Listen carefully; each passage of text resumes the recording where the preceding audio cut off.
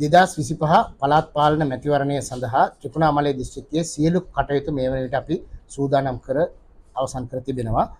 මෙවර පළාත් පාලන මැතිවරණයේදී පළාත් පාලන ආයතන 13ක් සඳහා ඡන්ද විමසීම පැවැත්වෙනවා.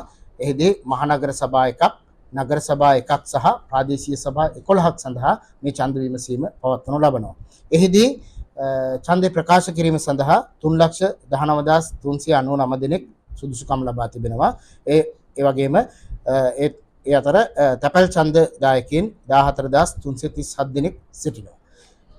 මෙම ඡන්දයේදී අපි ඡන්ද මධ්‍යස්ථාන 321කදී ඡන්දය ප්‍රකාශ කිරීම මේ මාස 6 වෙනිදා උදෑසන 7 සිට සවස 4 දක්වා ක්‍රියාත්මක කරනු ලබනවා.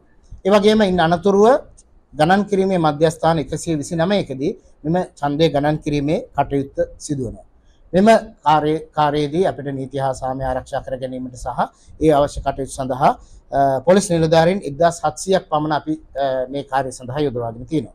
ඒ වගේම කාර්ය මණ්ඩලය 3820ක් මෙම ඡන්ද විමසීමේදී ඒ තනතුරු වල තමන්ගේ කාර්යයන් ඉටු කරනු ලබනවා. ඒ වගේම වාහන 500ක් පමණ ප්‍රමාණයක් අපි මැතිවරණ කටයුතු සඳහා යොදාගෙන තිබෙනවා. අපි ත්‍රිකුණාමලය දිස්ත්‍රික්කයේ මේ මැතිවරණ ඉතාම නිදහස් සාධාරණව පැවැත්වීමට අවශ්‍ය සියලු කටයුතු සම්පාදනය කර තිබෙන බව ප්‍රකාශ කරන්නට කැමැතියි.